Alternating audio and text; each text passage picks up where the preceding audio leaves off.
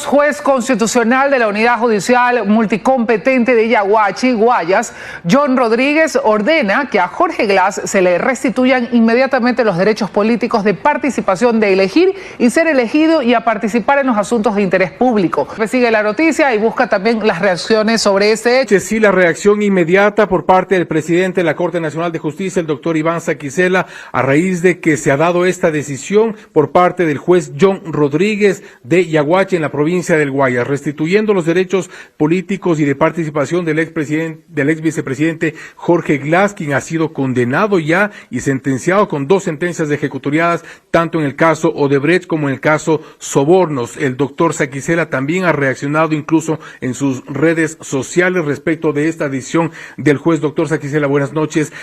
Ha sido ampliamente cuestionada esta decisión del juez John Rodríguez. ¿Hay o no un prevaricato aquí? No solamente cuestionada y cuestionable, el juez ha cometido un delito de prevaricato. Precisamente la Corte Constitucional en estos días determina que es posible que un juez en este tipo de casos puede cometer prevaricato. En este caso es clarísimo. ¿Por qué? Va contra normas expresas procesales. 1, sin competencia. 2, está dando lugar a una demanda en contra del presidente de la República, que no tiene por qué ser un legitimado activo. ¿Y eso consta en el documento? Por supuesto, en la sentencia yo he revisado, me he quedado sorprendido de una resolución tamañamente arbitraria y que además constituye prevaricato. Por lo tanto, yo considero que al ser de conocimiento público, es público y notorio, la Fiscalía General del Estado debe actuar en forma inmediata y procesar por prevaricato. No puede suceder este tipo de conductas. Precisamente hemos dicho de desnaturalizar a las garantías jurisdiccionales, poniendo en serio peligro la institucionalidad y dejando en mal predicamento a la justicia del país. ¿Qué es lo que debería pasar inmediatamente? La primera interpretación fue que se abre el camino para que el ex vicepresidente Jorge Glass, insistimos, condenado en 2 casos por corrupción, pueda participar en estas elecciones anticipadas. ¿Esto es posible con esta decisión, con este documento tal como está? Yo considero que pese o más allá de que el juez ha cometido prevaricato, no es posible, y es algo que probablemente por falta de información, respetables juristas que he escuchado criterios no están advirtiendo. Me refiero a lo siguiente: esta sentencia se refiere exclusivamente al contexto de la Asamblea Nacional, el juicio político, y de que no se le habría notificado la suspensión de derechos políticos por parte de la Contraloría General del Estado y que no consta en el Ministerio del Trabajo. Pero no tiene nada que ver, no hace referencia alguna, mucho menos dejar sin efecto, porque además no es posible, 2 sentencias, la una, el llamado caso Sobornos, y la otra, el llamado caso Odebrecht, en cuyas sentencias consta pena privativa de la libertad y obviamente de conformidad con la ley, no es una mera opinión, de conformidad con la ley, la suspensión de los derechos políticos. Esas sentencias están firmes, están incólumes y está mala dada. Resolución del juez de Yaguachi no se atreve siquiera a mencionar a dichas sentencias y por lo tanto se mantienen firmes. Si están firmes, están suspendidos los derechos políticos. Muchos analistas en este momento intentan explicar una forma de revocatoria de esta decisión del juez, tomando en cuenta que incluso dispone al Consejo Nacional Electoral que se restituya los derechos políticos. ¿Qué debería pasar en estas próximas horas cuando estamos vísperas de la inscripción de candidaturas? Hay varios aspectos que son relevantes. Yo creo que el propio CNE tiene que tomar en consideración las sentencias firmes de la Corte Nacional, o podría pedir una certificación en ese sentido y sobre esa base adoptar su resolución en derecho. Obviamente esta medida también puede ser revisada, reconsiderada, sobre la base de la información de la Corte Nacional de Justicia.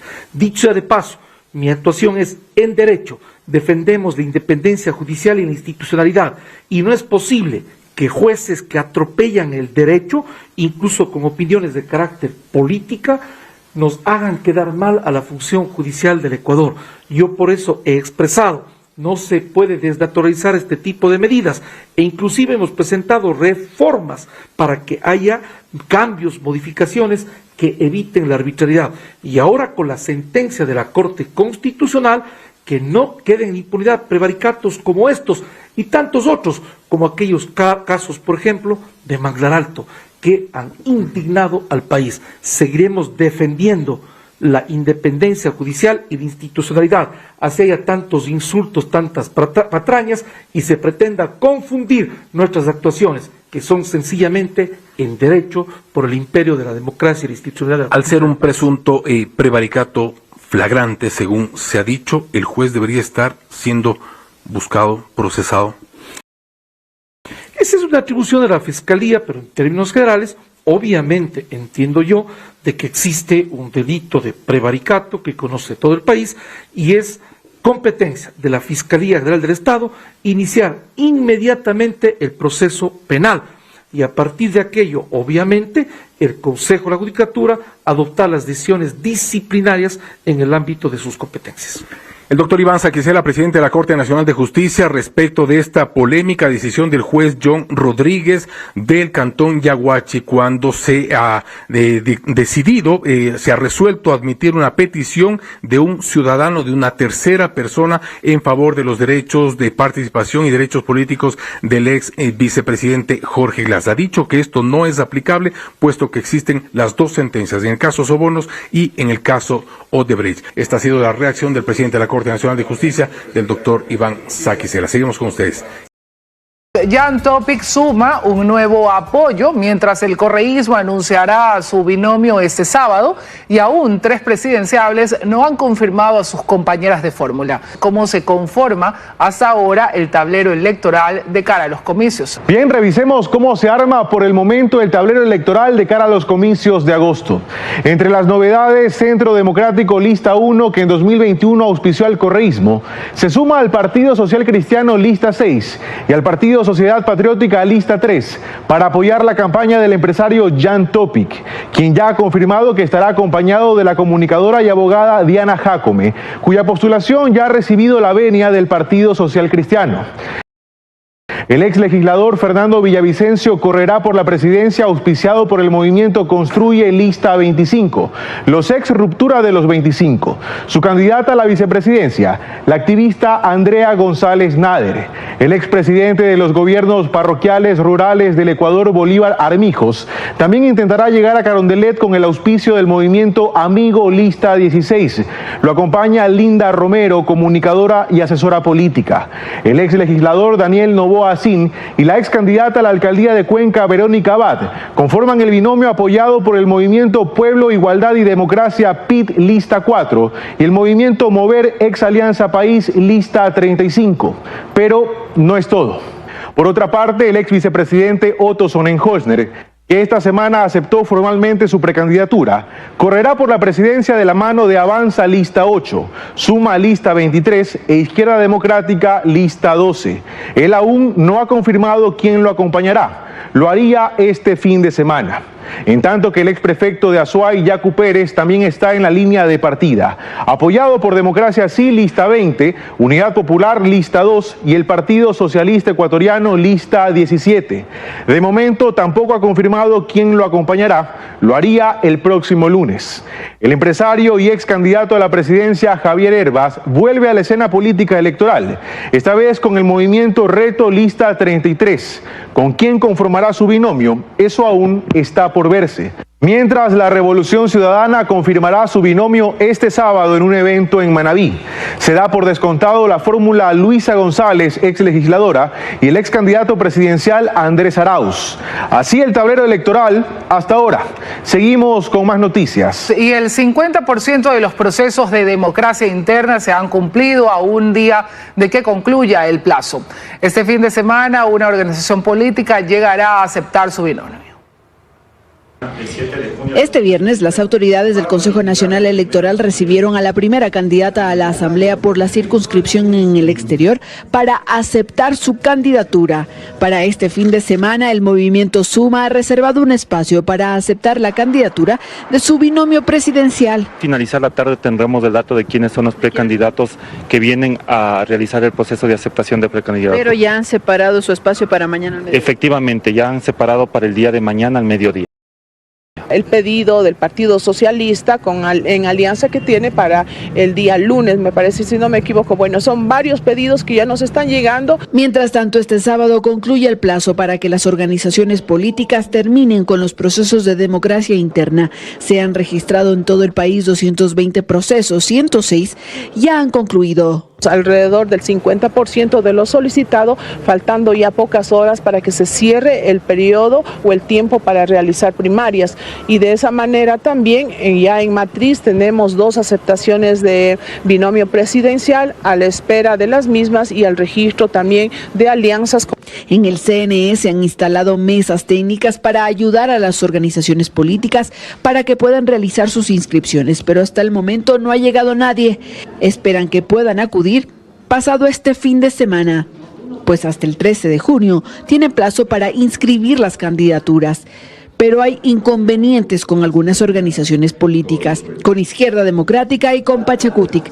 Desde el CNE han solicitado resolver sus problemas internos si no se quedarán fuera de estas elecciones anticipadas. La Izquierda Democrática ya entregó documentación la noche de este jueves. Ya recibieron una certificación sobre la conformación de su Consejo Nacional Electoral Interno, una vez que justificaron documentadamente que todos los procesos lo hicieron dentro de su normativa interna. De la misma manera hemos solicitado a Pachacuti que haga eso. Estamos analizando la documentación que ha sido presentada ante el CNE. Efectivamente ya se ha emitido el certificado con el cual el Consejo Nacional Electoral reconoció al Consejo Nacional Electoral de la Izquierda Democrática para que sea el que pueda hacer todo el proceso interno, porque primero es un proceso interno que deben cumplir con requisitos para que de ahí soliciten la veeduría al Consejo Nacional Electoral. Pachacutic tiene pendiente la entrega de alguna información. Los consejeros del Consejo Nacional Electoral están convocados para esta noche en un pleno en el que van a tratar el tema de la IRE. Políticos sentenciados por corrupción y cabecillas de bandas criminales que recuperaron la libertad gracias a cuestionados habeas corpus otorgados por jueces de remotos lugares del país. Acciones de protección presentadas por funcionarios que buscaban aferrarse a cargos y que pretendían entorpecer decisiones judiciales. Todo eso se hizo frecuente en el país, pero una sentencia de la Corte Constitucional emitida este jueves pondrá un freno para que eso ya no siga ocurriendo. Así lo explican abogados que consideran oportuno el pronunciamiento de la Corte. Lo que la Corte ha dicho es, los jueces al resolver acciones constitucionales sí pueden cometer delito de prevaricato. Quizás, digo yo, en una errónea lectura de aquella sentencia del año 2018 de la Corte Constitucional anterior, se estableció esta creencia de que los jueces al resolver acciones constitucionales no cometen delito de prevaricato. ¿Qué significa esto? Que no se los puede perseguir penalmente por las decisiones que ellos toman. Ahora lo que la Corte ha dicho es habilitar esta posibilidad y por lo tanto esperamos pues se acaben la feria de acciones constitucionales mañosas. Creo que es un interesante criterio que ya nos permitirá inclusive tener jueces mucho más conscientes de las limitaciones que tienen cuando sustancian garantías jurisdiccionales. Hasta antes de esta sentencia, los jueces que actuaban en contra de norma expresa eran sancionados con suspensión o destitución, pero ahora de demostrarse una actuación dolosa, la sanción será penal. Un juez que se atreve a tomar esta decisión puede ser incluso detenido en flagrancia, ¿no es cierto? Y privado de la libertad. ¿Por qué? Porque el prevaricato es un delito sancionado con pena de cárcel, de hasta 5 años o hasta 7 años. Abogados explican que esta sentencia es retroactiva y que se convierte en una noticia criminis para que Fiscalía investigue. Señala, aquí tengo una noticia criminis y tiene que ser investigada por la justicia penal.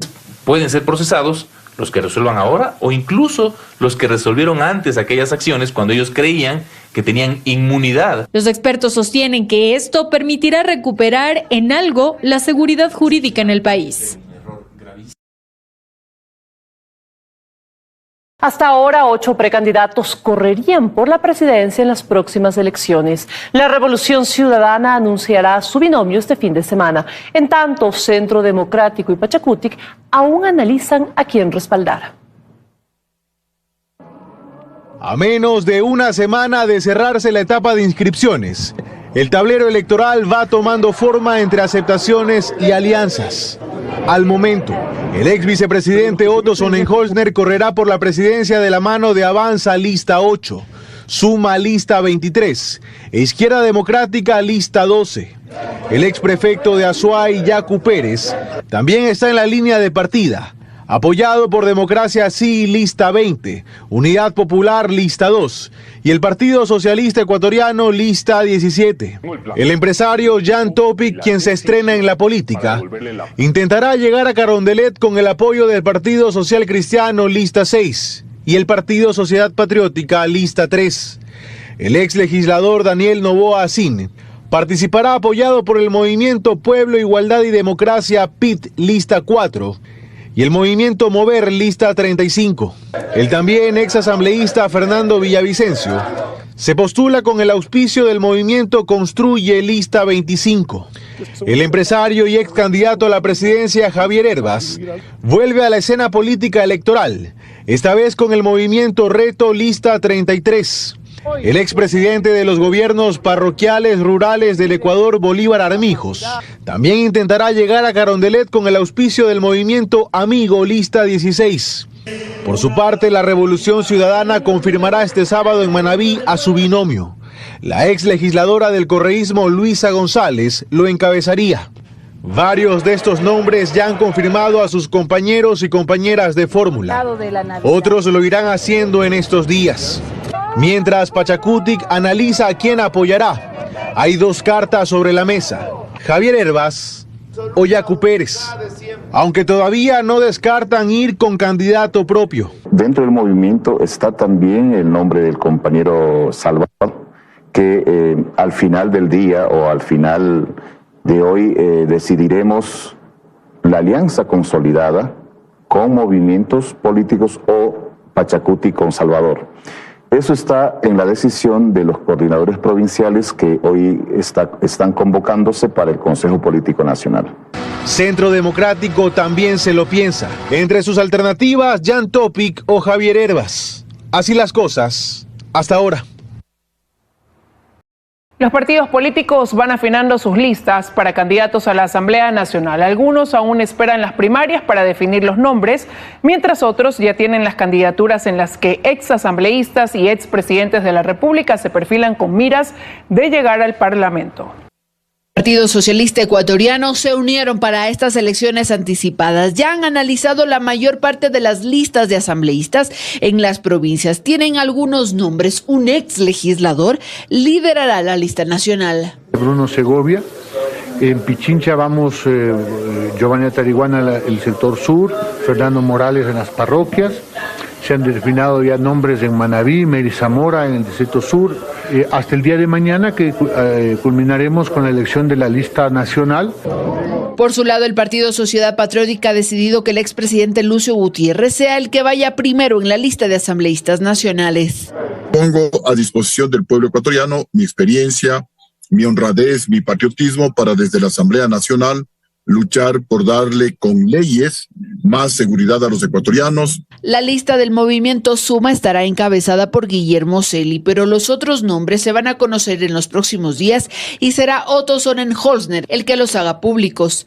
El Partido Social Cristiano ya tuvo las primarias en algunas provincias del país y ya se han definido algunos cuadros que corresponden en su mayoría a exlegisladores. Por ejemplo, en Tungurahua va Esteban Torres a la reelección, encabezan distritos en Guayas Daliana Padley, encabeza distrito en Guayas Vicente Tayano. Aquí en Pichincha el distrito norte lo encabeza nuevamente Marjorie Chávez. La lista nacional estará encabezada por Henry Kronfle, que se repetirá como en las elecciones del 2021. La lista nacional todavía está inconclusa, excepto estamos en el primer nombre, el segundo, tercero y cuarto nombre está todavía pendiente, los otros ya los tenemos llenos, eso se llena el día de hoy. La Revolución Ciudadana mantiene reuniones y este sábado sostienen se conocerán estos nombres, mientras que en Pachacutic habrá algunos cambios en la lista nacional, pues la encabezaba Ricardo Vanegas. Estamos recibiendo fuertes críticas a nivel de las provincias frente al tema Ricardo, por lo cual el movimiento tiene que tomar decisiones. Y mi decisión es que vaya una imagen de una mujer. Yo he pedido a Ricardo desde hace algún tiempo que no se presentara, que dejara oxigenar el movimiento, Pero esta es una decisión del comité también. Tenemos 4 nombres de mujeres muy importantes. Está Talía Cabrera, Gina Tibi, está la compañera Sonia Robles. Todas las organizaciones políticas deberán concluir con sus procesos internos hasta este sábado 10 de junio. Y otro binomio llegó al Consejo Nacional Electoral para aceptar oficialmente su candidatura previo a la inscripción. Se trata del expresidente de Conagopare, Bolívar Armijos, candidato por el Movimiento Amigo. La presidenta del CNE recibió al binomio del Movimiento Amigo, Bolívar Armijos y Linda Romero, quienes aceptaron oficialmente su candidatura a presidente y vicepresidenta. El órgano electoral central del movimiento, Acción Movilizadora Independiente Generando Oportunidades, Amigo, lista 16, proclama las precandidaturas de los ciudadanos electos en la Asamblea General del 7 de junio. Este binomio y esta decisión de ir a la presidencia de la República del Ecuador lo hacemos con la convicción, con la certeza de que estamos preparados para resolver los problemas del pueblo ecuatoriano. Armijos fue presidente del Consejo Nacional de Gobiernos Parroquiales Rurales del Ecuador, Conagopare. Él asegura así haber trabajado en territorio. Bueno, la mayoría de los candidatos son famosos en la televisión, son famosos en las redes sociales, pero Bolívar Armijos ha trabajado en territorio, con los líderes, con las comunidades. Ellos me conocen, ellos saben que Bolívar Armijos ha trabajado palmo a palmo con ellos, desarrollando proyectos. Le acompaña como compañera de fórmula la comunicadora Linda Romero, quien explicó en qué se enfoca su propuesta de trabajo. También es momento de mostrar que las mujeres no solamente debemos de estar por una contienda política o simplemente por paridad de género. Creo que lo más importante es venir trabajando. En el caso yo he venido trabajando mucho con el tema de mujeres a nivel nacional. Y creo que es el momento de demostrar, de no tener miedo y de comenzar realmente a transformar las sociedades, empezando desde una misma, desde su amor propio. Él dice que su tendencia ideológica es de izquierda y desde allí asegura asumir el reto. Somos de izquierda, no somos extremistas para nada, somos personas que queremos el bien común de todos los ecuatorianos. Tras la aceptación de la candidatura, ellos procederán con el proceso de inscripción. Hasta el momento hay un solo binomio inscrito, que es el de la alianza ADN. Aún corren los plazos para la presentación de impugnaciones. Si ninguna organización política lo hace, en las próximas horas su candidatura quedaría en firme. El CNE está a la espera de la llegada de otros candidatos para cumplir con los requisitos previos a la inscripción, aunque la mayoría sigue realizando procesos de democracia interna. La Corte Constitucional analizó el segundo decreto ley enviado por el presidente de la República. Autoridades de gobierno apuntaron que este proyecto es vital para que el Ecuador sea más competitivo y atraiga un mayor número de inversiones. Con argumentos reiterativos respecto a la urgencia económica de la que se compone el segundo decreto ley enviado por el presidente de la República, fue como se desarrolló este jueves la audiencia telemática convocada por la Corte Constitucional. El cronómetro marcó 10 minutos para la exposición de las partes. Solicitamos se emita su dictamen previo favorable a este decreto económico urgente que permitirá finalmente la reactivación económica y con ello la realización de derechos. Las intervenciones se centraron en explicar los alcances de la ley reformatoria para la atracción y fomento de inversiones. El ministro de Economía, Pablo Arosemena, explicó que el Ecuador sufre de un problema crónico estructural, pues la inversión extranjera no alcanza ni el 1% del Producto Interno Bruto. Para contrarrestarlo, dijo que la ley contiene algunos incentivos. 0 impuesto a la renta hasta por 15 años, 10 o 15 años dependiendo de la ubicación, los que están en zona fronteriza hasta 15 años. Y luego tienes una rebaja de 10 puntos del impuesto a la renta mientras dura la zona franca. Desde el Ministerio de Producción se esclareció la necesidad de crear zonas francas con beneficios tributarios. El ministro Julio José Prado dijo que mientras en el resto de América Latina hay más de 2.700 millones de empleos relacionados con las zonas francas, en el Ecuador como tal son menos de 3.000. Y claro, tenemos inversiones que ya quieren venir a nuestro país, que ya quieren crear zonas francas. En Manabí, una zona franca. En Guayas, dos sedes, una zona franca. En El Oro, 2 sedes. Pichincha, Santo Domingo. 8 personas expusieron sus puntos de vista como amicus curiae. La mitad de ellas apoyó el proyecto. La creación de zonas francas es tanto una señal como una realidad. Una realidad porque facilita ciertas inversiones y una señal porque declara que hay un país interesado en atraer inversión. Aquí se está buscando comprometer al Estado por 10, 15, 20 años. Y sin embargo, si ustedes revisan este proyecto de decreto ley, van a ver que no se puede derogar. Luego de casi 2 horas, la audiencia fue clausurada. Con ello, la jueza sustanciadora Carla Andrade deberá tomar un tiempo prudente para elaborar su proyecto de dictamen, mismo que pasará al Pleno. No existe un plazo fijo para aquello. El presidente del Consejo de Participación Ciudadana y Control Social, Alenbert Vera, calificó de persecución del Ejecutivo a la decisión presidencial de devolver su sede al Banco Central. Sí, efectivamente, aquí desde este edificio, de donde deberá salir el Consejo de Participación Ciudadana y Control Social, el presidente del organismo, Alenbert Vera, dio declaraciones luego de ser notificado con el decreto ejecutivo firmado el 5 de junio por el presidente Guillermo Lasso. Se trata del decreto 759, en el que el presidente Lasso deroga otros decretos firmados en los años 2010 y 2012 por el expresidente Rafael Correa. Uno de esos decretos es el 494, con el cual el Banco Central daba este edificio para que el Consejo de Participación Ciudadana pueda utilizarlo y funcionar.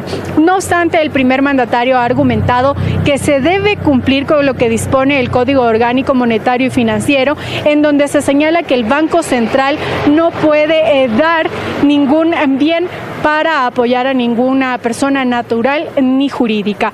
El presidente del Consejo de Participación Ciudadana, por su parte, sostiene que se trata de una persecución desde el Ejecutivo. Quitarnos nuestra sede es un acto de mediocridad. En estos 17 días de funciones nada más, usted, señor presidente, y sus secuaces se han encargado de perseguir a este Consejo. El presidente del Consejo de Participación Ciudadana dice que hay un contrato vigente entre el Banco Central y su institución y que las cláusulas que allí constan no se están respetando, por lo que actuarán en derecho. Escuchemos. Hay 3 mecanismos que se están analizando. Uno, demandar al Banco Central por incumplimiento contractual. Hay que reconocer que el Banco Central sí solicitó el cambio del articulado, o en este caso de una de las cláusulas. Sin embargo, es obvio, 2 más 2 es 4, si cambiamos nos votan. Entonces, estamos estudiando demandas civiles para cumplimiento del contrato. Recuerden que no termina hasta que no haya transferencia del dominio, y de ahí pues nos quedan las acciones constitucionales.